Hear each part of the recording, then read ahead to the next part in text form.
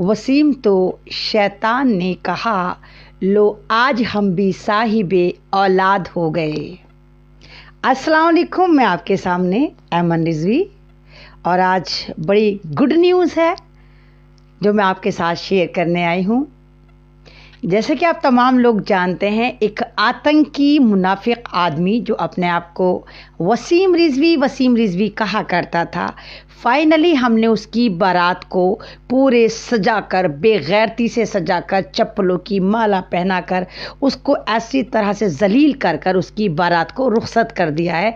हमने उसकी बारात को दूसरे आतंकी जो नरभक्षी स्वरानंद है उसके गुफा में भेज दिया है।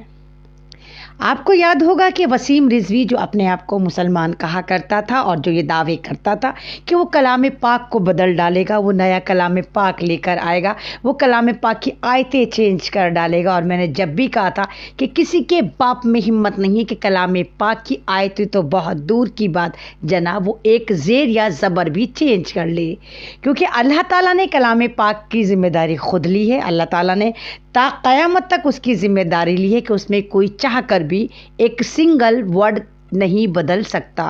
कितने नमरूद आए, कितने शद्दाद आए, कितने फ़िरौन आए, कितने मूसाद वाले आए, इज़राइल ने एड़ी चोटी का जोर लगा दिया, लेकिन हमारे कलाम पाक से एक नुक्ता इधर से उधर नहीं कर पाया। फिर ये कौन था जो आया और कह रहा था कि मैं कलाम पाक चेंज कर दूंगा? इस तमाम का तमाम ड्रामा था। ये इनकी एक ऐसी साजिश थी कि ये लोग चाह रहे थे कि किसी भी तरह हम हिंदू मुस्लिम में एक तरह का डिवाइड कर दें और हम मुसलमान बन के मैं ये दिखा दूं, जो एक मुसलमानों में दो फ़िरक़े बताए जाते हैं, शिया सुन्नी, हालांकि दोनों एक ही होते हैं, दोनों का मज़हब भी लगभग एक होता है। हाँ, थोड़ा डिफरेंट तरीक़ा हो सकता है, वो इंसान के अक़ाइद पर मुनहसिर करता है, तो लेकिन इन्होंने उसी चीज़ को टारगेट करा कि हम शिया और सुन्नी में लड़ाई करवा देते हैं और कहते हैं देखो शिया और सुन्नी अलग हैं। उसी हरबे को इस्तेमाल करने के लिए आरएसएस ने अपनी एक गुफा में नाजायज़ औलाद पैदा करी जिसका नाम इन्होंने वसीम रिजवी रखा। कमाल की बात ये रही कि वसीम रिजवी को उत्तर प्रदेश, यानी जहाँ पर ठोक तंत्र चलता है, जहाँ पर आतंकवाद चलता है, जहाँ पर फेंटाकोला बाबा की सरकार है, वहाँ पर वक्फ बोर्ड का चेयरपर्सन बनाया गया। और ये बड़ा खुश था कि मैं मुसलमान काउंटेबल होता हूँ, लेकिन ये मुसलमान नहीं था। हालांकि जब इसने खुराफात भौंकनी शुरू करी तो इसकी फैमिली ने इसको लात मारी, इसकी दो बीवियाँ इसको छोड़कर चली गई, इसकी औलाद ने लात मार दी।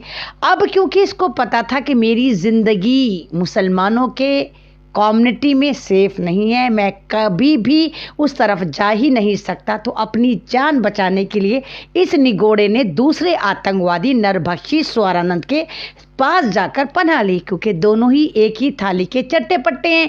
वो भी एक ऐसा सुअर है, नहीं बल्कि सुअरों के झुंड में ये चला गया, पूरा का पूरा ऐसा सुअरों का झुंड है जो लगातार इस्लाम को टारगेट करता है, कलाम पाक को टारगेट करता है, मज़हब को टारगेट करता है। लेकिन कमाल की बात यह है कि शिकार खुद यहाँ शिकार हो गया। जो बंदा इस्लाम को बदलने के लिए इतनी एड़ी चोटी का जोर लगा रहा था, पूरी उम्मीद ऐसे कर रहा था कि नहीं भाई जैसे कर गुजरेगा, जो बंदा पूरी खुराफाती भौंक रहा था वो खुद उस चीज़ को छोड़कर निकल गया। हाय अल्लाह, कितनी बेइज्जती है, बेइज्जती का जनाजा। मुझे मालूम है आप लोग कहेंगे लफ्ज़ बेइज्जती नहीं बेइज्जती होता है, लेकिन इस जाहिल के लिए बेइज्जती ही ठीक है। तो आज वसीम रिजवी फाइनली हिंदू हो गया है। वसीम रिजवी ने इस्लाम को छोड़ दिया है उसके बगौल, जबकि हम तो शुरू से कहते चले आ रहे हैं कि वो इस्लाम में था ही नहीं। मैं तो कितनी बार आपके सामने बोला, लाइव में कितनी बार बोला कि वसीम रिजवी तुझे जो भौंकना है तू भौंक, लेकिन हमारा नाम जो है वो वसीम रिजवी जो एक मुस्लिम नाम है वो हमें लौटा दे। और वसीम रिजवी ने मेरी इस बात को मानते हुए हमारा नाम हमें दे के नरभक्षी स्वरानंद का जाकर भाई बन गया। आप खुद सोचिए, जो जिस मज़हब में पैदा हुआ वो उस मज़हब का वफ़ादार नहीं हुआ, यहाँ पर लगातार रायतें फैलाता रहा, यहाँ पर लगातार नफ़रतें बांटता रहा, तो किस तरह यकीन करा जाए कि वसीम रिजवी अब दूसरे मज़हब में चला गया है, वहाँ पे त्यागी जो बन गया है, क्या वहाँ पर जाकर उनका वफ़ादार होगा? जो अपनी माँ का वफ़ादार नहीं हुआ, जो अपनी कम्युनिटी का वफ़ादार नहीं हुआ, जो अपने बाप का वफ़ादार नहीं, अपनी बीवी का वफ़ादार नहीं, वो क्या दूसरे मज़हब का वफादार होगा? देखते जाइए, वो वहाँ पर भी लात मारकर निकाला जाएगा, क्योंकि ये धर्मी है ही नहीं, ये अधर्मी इंसान था। और आज तमाम मुसलमानों के लिए हर्ष उल्लास का दिन, यानी बहुत मुबारक दिन है, खुश होने का दिन है। हालांकि आप लोगों को लगेगा कि नहीं, ये खुश होने का दिन नहीं है, लेकिन अगर वसीम रिजवी को देखा जाए, जिसने हमारे मज़हब को टारगेट कर रखा था, जो हमारे ऊपर लगातार एक तरह का टॉर्चरिंग कर रहा था, टॉर्चरिंग बम था, जो लोग ये कहते थे वसीम रिजवी तो तुम्हारी कम्युनिटी का है, देखो मुसलमान है, देखो मुसलमान होकर कलाम पाक को बोला, देखो मुसलमान होकर ये कह रहा है कि कलाम पाक की आयतें ऐसी हैं जो जिहादी हैं, जो आतंकवाद को बढ़ावा देती हैं। मतलब लोग इसको पता नहीं क्या समझ रहे थे, डॉक्टर समझ रहे थे, स्कॉलर समझ रहे थे, साइंटिस्ट समझ रहे थे, नामालूम क्या क्या समझ रहे थे, लेकिन समझने वाले सारे के सारे गुफाओं से ही पीएचडी कर कर आए थे। तो वसीम रिजवी जब तीसरी बार वक्फ बोर्ड का चेयरपर्सन नहीं बन पाया, तो फाइनली इसने वही काम करा जो ये था। हम तो पहले ही से कहते चले आ रहे थे, ये अधर्मी गुफाओं की नाजायज़ औलाद था और ये अधर्मी गुफाओं में वापस जा चुका है और वहाँ पर जाकर अब ये रायता फैलाएगा। एक आतंकवादी ने दूसरे आतंकवादी को बढ़कर गले लगाया है, यानी नरभक्षी स्वर आनंद। आप जानते होंगे डासना मसूरी का ये वही उल्लू की शक्ल वाला, चश्मे वाला एक ऐसा गेंडा है, एक ऐसा जाफरानी गेंडा था जो खुद 12 साल के बच्चे को पानी पीने पर इतनी बुरी तरह टॉर्चर करके इसने अपना आप को बहुत बड़ा राक्षस साबित करने की कोशिश करी थी। ये वही गेंडा है नरभक्षी स्वरानंद, जो लगातार इस्लाम को टारगेट करता था। ये वही नरभक्षी स्वरानंद है जो इतना नरभक्षी हो गया कि इसको बात करने की तमीज़ नहीं रही। पहले इस्लाम को टारगेट करता था तो इसको कमीन मिश्रा जैसा, यानी कपिल मिश्रा, बिल्कुल सही पहचाना, दिल्ली दंगे का मास्टरमाइंड, दिल्ली का ऐसा आतंकवादी जिसने दिल्ली में मुसलमानों के खून से होली खेली थी, उसने इसको फंडिंग करके दी। जब इसने इस्लाम को गालियां देनी शुरू करी तो कमीन मिश्रा ने 50 लाख की फंडिंग करके इस नरभक्षी स्वरानंद की जेबें गुल्लकें भरी। अब नरभक्षी स्वरानंद को क्योंकि भौंकने का बुखार है, तो अब ये जब भौंकता है तो सोचता नहीं मैं किसके बारे में भौंक रहा हूँ, तो ये इतना खुला सांड हो गया, ऐसा खुला सांड हो गया कि इसने मेरी नॉन मुस्लिम बहनों के बारे में भी बोलता है कि मुसलमानों को देखो, मुसलमानों की लड़कियां, मुसलमानों की औरतें छाती दबा कर जाती हैं, यानी वो बाइज्जत तरीके से रहती हैं, वो हया के दायरे में रहती हैं, और हमारे मज़हब में हमारी हिंदू लड़कियां छाती फुला फुला कर चलती हैं। मतलब इसको तमीज़ नहीं किसके बारे में बकवास कर रहा है। उसके बाद ये यही नहीं थमता, ये कहता है हमारे नौजवान जिनको छाती फुला कर चलना चाहिए वो छाती दबाकर बुज़दिलों की तरह चलते हैं, जबकि मुसलमानों के नौजवान छाती सीना फुला फुला कर चलते हैं और वो किसी से डरते नहीं हैं। नरभक्षी यहाँ पर फिर नहीं रुका, उसको लगा कि जब वो भौंकता है तो लोग उसको सुनते हैं, तो उसने अपनी भौंकार को और ज़्यादा वसी करा और भौंकता है। नरभक्षी कहता है कि जितनी भी बीजेपी में मंत्री बनती हैं औरतें, लड़कियां जो भी आती हैं, ये तमाम की तमाम दूसरे बड़े मंत्रियों के पहले बिस्तर गर्म करती हैं, फिर इनको कोई पद मिलता है। तो ये मैंने नहीं बोला, ये नरभक्षी स्वरानंद ने अपनी ही कम्युनिटी के लिए बोला। लेकिन कमाल है भाई, इनकी कम्युनिटी पे सब चुप रहे, कुछ नहीं बोले।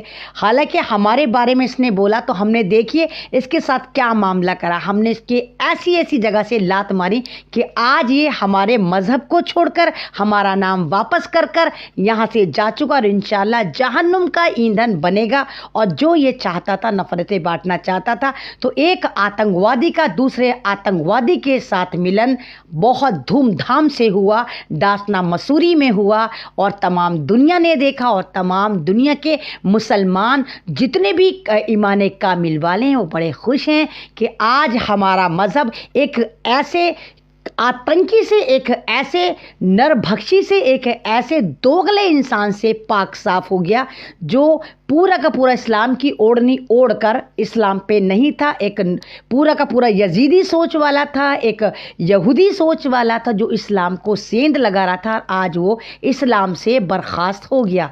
तो तमाम कम्युनिटी के लिए बहुत खुशी की बात है, तमाम मेरे शिया हजरात के लिए, मेरे सुन्नी हजरात के लिए, तमाम उन लोगों के लिए, तमाम उन भारतीयों के लिए जो वाकई इंसानियत की बात करते हैं, तमाम उन भारतीयों के लिए जो वाकई यहाँ की एकता और अखंडता की बात करते हैं। आज उन उनके लिए बहुत ज़बरदस्त गुड न्यूज़ है कि वसीम रिजवी हमारा नाम हमें लौटाकर गुफाओं की औलाद गुफाओं में वापस जा चुका है, जहां वो एक आतंकी के साथ मिलकर फिर गदर पीटेगा और वहां से भी वो लात खाएगा। यानी नरभक्षी स्वरानंद के साथ जाके उसने अपनी टीम मजबूत करी है। अब दो सुअरों का झुंड बोलकर जब दो सुअरों का झुंड जमा होगा और जब वो बोलेगा तो आप देखिए कितनी नफरतें फैलाएगा। अब ये उत्तर प्रदेश की सरकार पर डिपेंड करता है, उत्तर प्रदेश की जनता पर डिपेंड करता है, खासकर डासना मसूरी की जनता पर डिपेंड करता है कि इन दोनों बेलगाम घोड़ों को जो सिर्फ नफरती आतंकी हैं, इनको किस तरह मज़ा चखाया जा सकता है।